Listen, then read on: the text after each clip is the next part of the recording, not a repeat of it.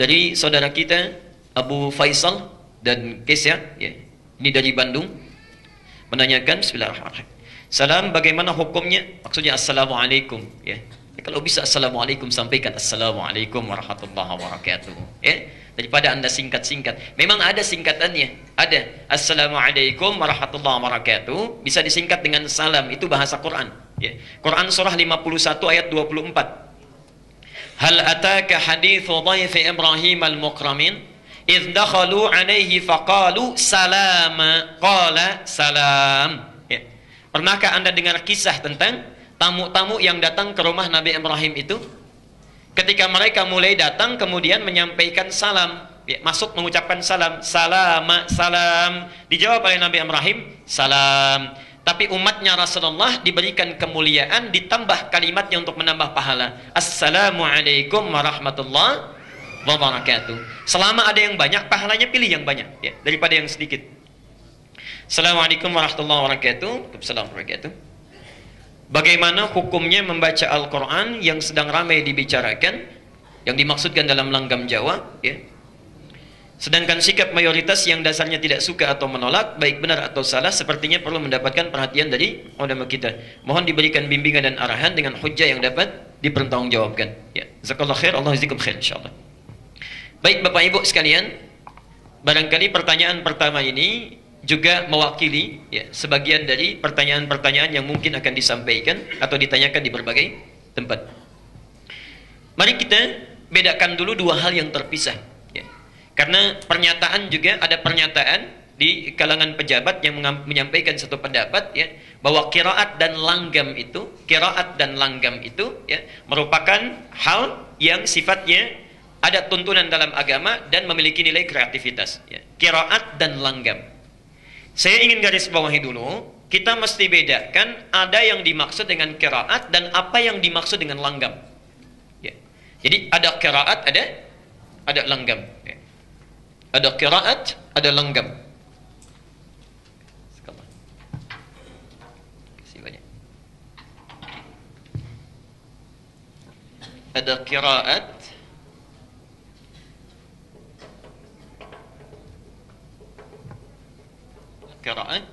ada naghmah dalam bahasa Arab itu, ya, langgam, naghmah. Atau nagham dalam bahasa orang kita, nagham atau naghmah, lagu, irama.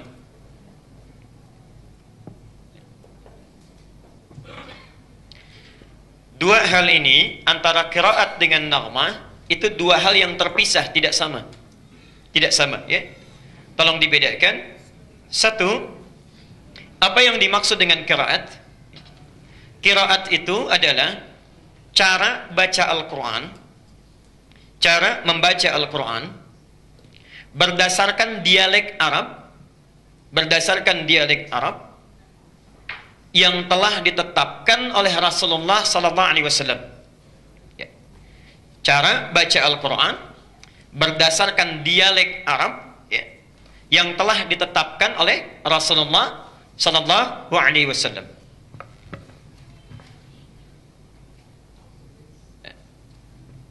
Teruskan sebentar. Bapak Ibu sekalian, saya ingin berikan pengantar sebentar.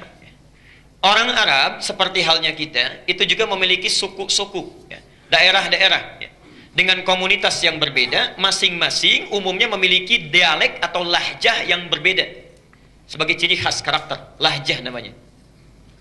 Lahjah, dialek.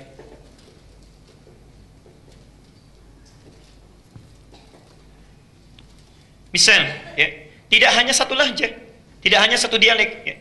Misal saya berikan contoh, sampai sekarang kalau kita main ke wilayah Palestina, kemudian Lebanon, ya, sebagian Syria, atau sampai ke Mosul di Irak, ya, atau sebagian Afrika, itu ada suku Arab yang tidak bisa mengucapkan a, bisanya e, ya. Kaifa haluk, kaifa halik, madrasah, madrasah, ada, ya. Dari zaman Nabi bahkan zaman jahiliyah ada yang begitu. Tidak bisa mengucapkan a, bisanya e. Jadi kalau disebutkan a, e saja, ya. Ini satu saya. Ada yang tidak bisa hum, bisanya him, ya. Atau him mereka sebut hum, ya.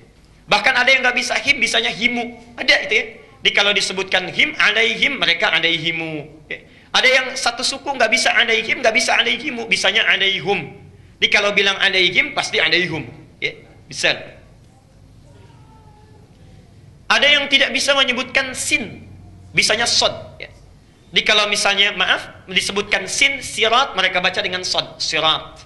Ya. Bahkan ada yang tidak bisa sin, tidak bisa sod, bisanya pakai zai. Ya. Dia baca dengan zai, zirat. Ya. Masya Allah. Jadi macam-macam sukunya. Nah, dari sekian banyak dialek ini, secara umum, dialek orang Arab itu terbagi pada 7 dialek. Secara umum.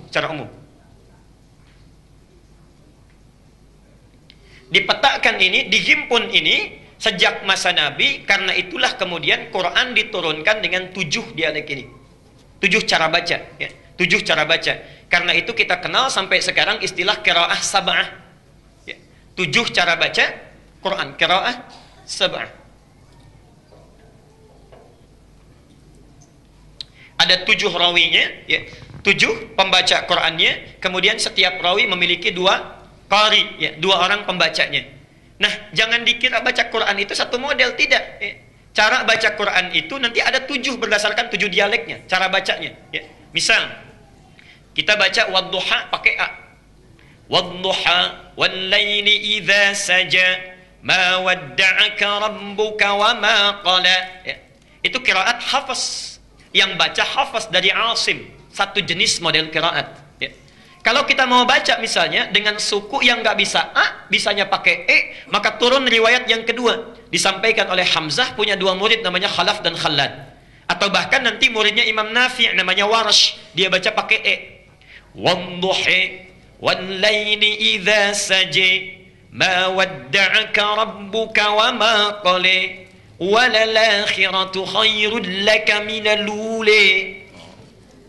Ibu tertawa.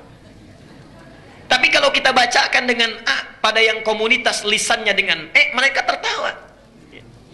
Saya pernah bacakan itu, ya, begitu datang mushaf dari Indonesia, kami mengajar saat di Tripoli, ya, saat mengajarkan wadduha itu cekikikan tertawa.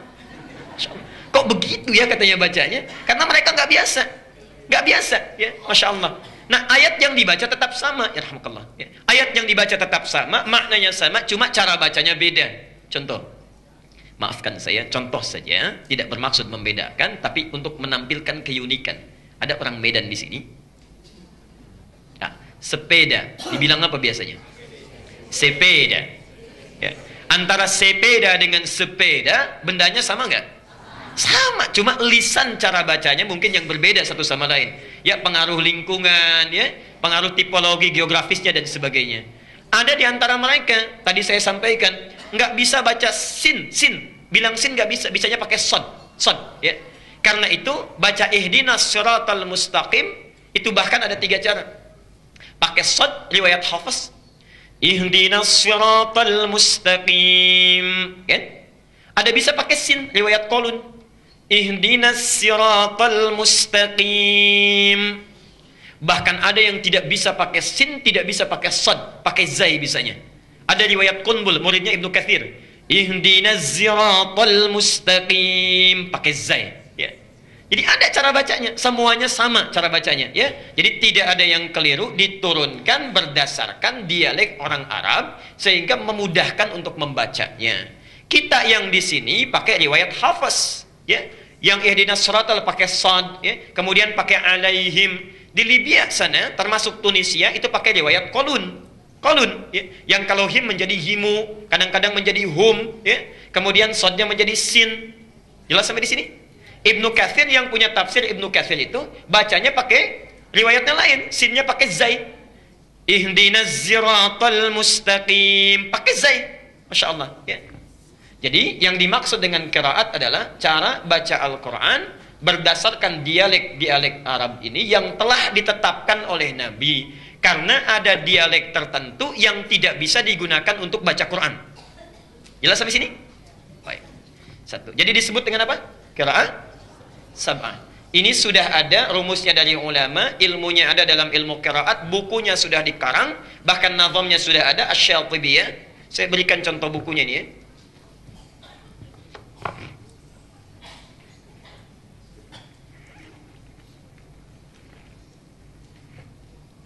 Ini ya. Ini contoh bukunya. Yang qiraah sab'ah dari Al-Fatihah sampai dengan An-Nas, ya. Bagaimana cara bacanya? Nanti ada yang sama, ada yang beda cara bacanya. Misal Bismillah sampai Ar-Rahmanir-Rahim itu sama. Maliki Yaumiddin bisa dibaca dengan dua cara. Panjang Maliki yang kita baca, bisa pendek riwayat Qalun Maliki Yaumiddin. Boleh, ya. Ilmunya di sini. Kalau yang nggak bisa bahasa Arab, ada bahasa Indonesianya. Sudah diterjemahkan Nazam Syatibiyah karangan Mohsin Ali. Itu dua jilid, pengajar di PT IKI, warnanya hijau. Jilid pertama ada 378 halaman, jilid kedua 314 halaman, dua jilid, warna hijau. Ya. Jadi kalau mau belajar ilmu qiraat silahkan. Ini yang dasar. Kalau nanti sudah mahir ini tambah 3 yang masyhur. Yang 7 ini boleh dipakai dalam sholat, ya, boleh. Ya. Tapi dipakai sesuai dengan keumuman lahjahnya. Kalau di Indonesia umumnya pakai hafaz, maka jangan coba-coba pakai yang lain. Bisa rame nanti. Ya, bisa rame. Saya ngimamin misalnya, kemudian pakai riwayat Warash. Wadduhi wal-laili idza saja ma wadda'aka rabbuka wa ma qala. Ini kayaknya orang Betawi nih ustaznya nih. Betawi aja nggak gitu-gitu banget ya. Jamaah bisa bubar. Ya. Maka sesuaikan dengan lahjah yang terbiasa. Tapi mesti kita paham ini 7 bacaan dibaca dalam sholat. Ada lagi 3 riwayat yang kedua. Yang ini 7 disebut mutawatir, disepakati oleh ulama, boleh dibaca dan dipraktikkan dalam sholat. Yang 3 disebut dengan masyhur. Masyhur itu jumlahnya banyak yang meriwayatkan tapi tidak sampai ke mutawatir. Boleh dibaca dalam bacaan Quran tapi tidak boleh dibaca dalam sholat. Tambah yang 4 lagi namanya qiraah syadzah. Syadzah itu qiraah tafsir. Bacaan tafsir. Nggak boleh dibaca dalam sholat, tidak boleh dibaca dalam Al-Quran, tapi boleh dimaknai dalam tafsir. Jadi jumlah keseluruhan itu ada 14 qiraat. 7 yang disepakati dibaca dalam sholat, 3 hanya baca Quran saja nggak dibaca dalam sholat, dan yang 4 itu qiraah tafsir. Jelas sampai sini? Itulah qiraat. Nah, dalam rangka membaca Quran, baik menggunakan 7 qiraat memilih salah satunya, semua diikat oleh satu hukum Al-Quran, warattilil Qur'ana tartila, mesti dibaca dengan tartil. Mau pakai riwayatnya Hafiz, mau pakai riwayatnya Warash, Qalun atau Al-Bazzi atau yang lain sebagainya, semua bacaan itu mesti tartil. Tartil sesuai hukum bacaan. Jadi madnya nggak boleh beda. Ada mad arid disukun, bisa 2, bisa 4, bisa 6, ya. Ada makhrajnya, ada sifatnya. Kalau mau baca lewat riwayat apapun, setiap yang baca mesti tartil. Dari tartil inilah muncul ilmu. Saya agak cepat. Bagaimana supaya bacaan Qur'annya benar? Kata Qur'an mesti tartil, ya. Supaya tartil muncul ilmu, namanya tajwid, ya. Namanya apa? Tajwid, ya. Jadi belajar Quran supaya tartil ini mesti belajar tajwid. Di tajwid itu dijelaskan sifatnya, dari mulai hukumnya, dari mulai hurufnya, makhrajnya, sifatnya dan sebagainya, ya. Kita belajar di sana. Jadi kalau Bapak Ibu mau baca Quran mesti belajar apa dulu? Tajwid dulu, ya. Bismillah. Saya teruskan. Nah, orang yang belajar ilmu tajwid, baca Qurannya benar, ya, pasti dari setiap bacaannya itu akan melahirkan irama-irama yang khusus. Nggak mungkin nggak berirama, pasti ada iramanya. Pasti ada iramanya. Ya. Saya beri contoh misalnya, ya. Kita Al-Fatihah saja, Al-Fatihah yang ringan, baik yang pakai bismillah dijaharkan atau disirkan. Bismillahirrahmanirrahim. Alhamdulillahi rabbil alamin. Ya. Baik, pasti ada iramanya. Panjangnya, pendeknya, mad tabi'i cuma 2 harakat, ya.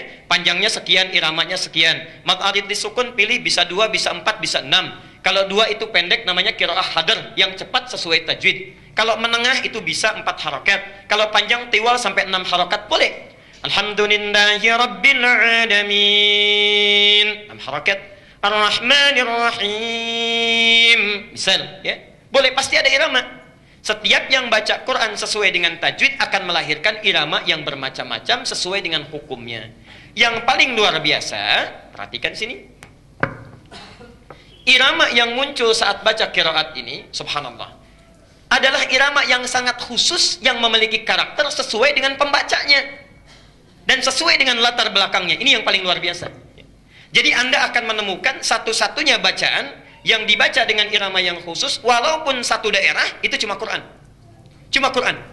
Contoh, orang Jawa dengan orang Palembang dengan orang Sunda lain kan kalau baca Quran? Baca Qurannya akan lain. Gak usah pakai lagu, akan muncul lagu dengan sendirinya. Kalau panjang pendeknya betul akan keluar. Orang tua dulu dengan yang sekarang itu akan lain. Orang Cina baca Quran dengan orang Jepang akan lain. Akan lain nadanya, tapi tajwidnya semua sama. Jangankan mereka, sama-sama orang Arab saja, lagunya bisa beda. Iramanya bisa lain. Alhamdulillahi Rabbil Alamin. Misal, Alhamdulillahi Rabbil Alamin. Sudah lain lagi. Antara Syekh Sudais dengan Mishair Rasid sudah lain. Al-Ghamidi lain lagi. Ya, Masya Allah. Itu semua orang Arab semuanya. Dan tidak ada masalah. Tidak ada masalah. Nah, yang demikian itu disebut dengan nagmah yang muncul lewat bacaan qiraat sesuai tajwid. Jadi bacaan tajwid yang baik saat membaca Quran akan melahirkan nagmah tersendiri. Jelas sampai sini? Baik. Satu, kaidah pertama.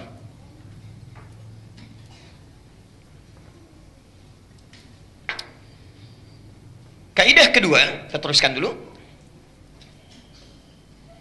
Bapak Ibu sekalian, kalau kita sudah mengerti dasarnya, bahwa membaca Quran itu tidak ada lagu yang khusus, yang penting sesuai tajwid. Kalau baca sesuai tajwid akan melahirkan irama yang menunjukkan ciri khas pembacanya. Ya.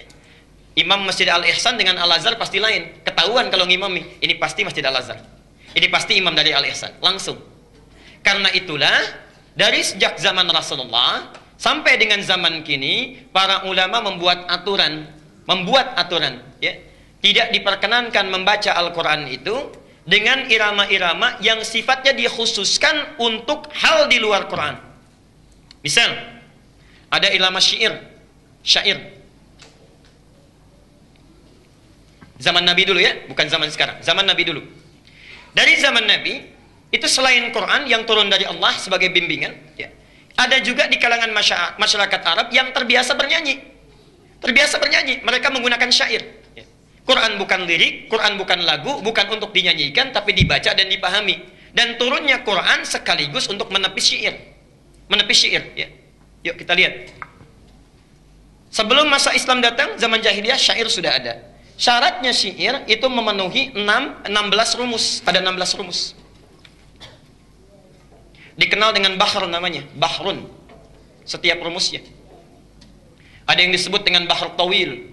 Tawilun lahu dunal bukhuri fadailu, fa'ulun mafa'ulun, fa'ulun mafa'ilu. Ya. Ada rajas, mustaf'ilun.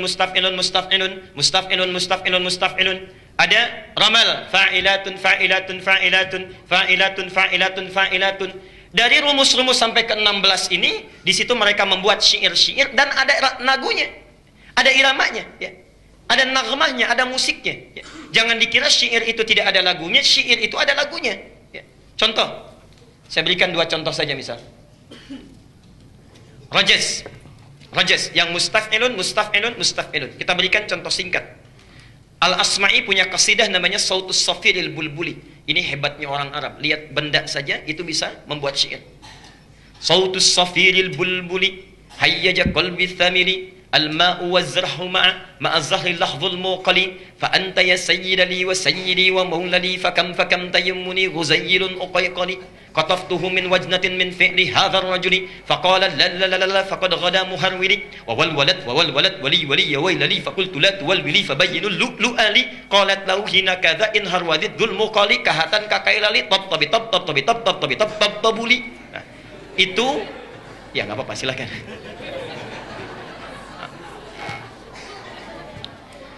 Itu yang mereka karang untuk menyanyikan supaya unta itu biasanya jalannya cepat. Ya. Jadi kalau ingin unta kan kadang-kadang jalannya malas, ya, lambat. Nah supaya unta jalannya cepat, dinyanyikan syair tadi pakai rojas itu di antaranya. Ya. Misal kalau ingin mengangkat orang, ya, kemudian menyanjung itu pakai romal. Ya. Pernah dengar kasidah ini? Ini dari syair. Tala'al badru alaina min thaniyatil wada'. Pernah dengar itu? Oke, pernah dengar? Baik. Kan ada ya lagunya ya. Itu dari syair asalnya. Rumusnya ramal, bah ramal. Tala'al badru alaina. Itu ramal, ada. Tapi sejak zaman Nabi sampai sekarang gak pernah orang baca Quran pakai rumus ini. Wadduha wallaili idza saja. Gak ada. Astagfirullah kalau ada yang baca. Tidak ada yang baca karena bukan tempatnya.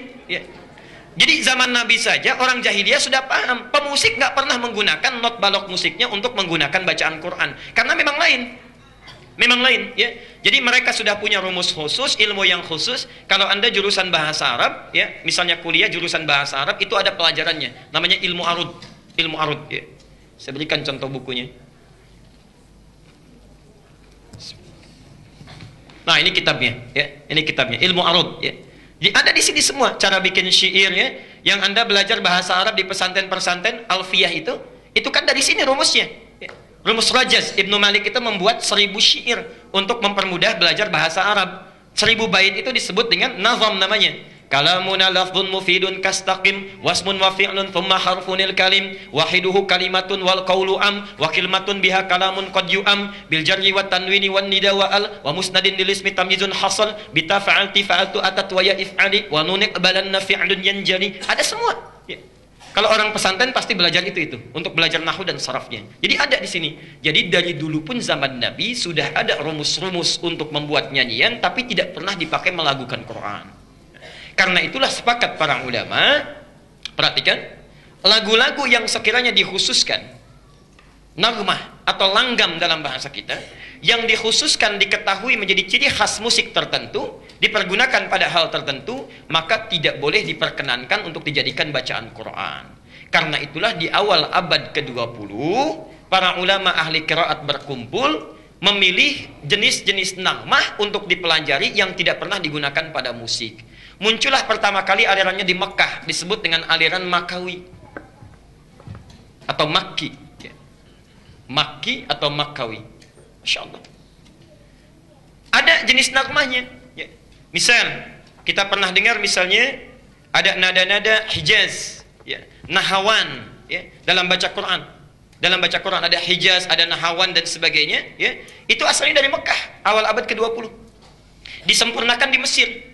Munculnya para qari terkenal, Syekh Abdul Basit Abdul Somad, Syekh Husairi, lalu membuat rumus-rumus yang singkat, ada disebut bayati, dibagi lagi, ada bayati qarar, ya. Kemudian misalnya ada bayati apa lagi yang pernah didengar? Bayati asli, bayati qarar, ya. Ada kemudian soba, ada kemudian Hijaz, ada kemudian Nahawan, macam-macam. Dan di kita kemudian dipopulerkan di awal abad ke-20. Yang ikut aliran Makawi misalnya ada Syekh Sya'rani, ya. Kiai Haji Arwani, itu ada, ya. Yang ikut aliran Misri, aliran Mesir, ya. Ada Syekh Muhammad Mukti Ali, Syekh Basori Alwi, itu ada, ya. Sampai dengan sekarang dipelajari dan melahirkan kori-kori internasional seperti Muammar, ZA dan sebagainya. Itu dari sini asalnya, ya. Dan tidak pernah mengambil dari nagom-nagom yang dikhususkan untuk musik atau hal tertentu. Jelas sampai di sini? Nah, jadi kalau ada pertanyaan bagaimana hukumnya melakukan Quran dengan langgam-langgam khas musik, maka hukumnya tidak diperkenankan. Itu pandangan saya. Tidak diperkenankan. Apalagi membawa hukum tajwid kepada lagu, itu sudah salah total. Sudah salah total.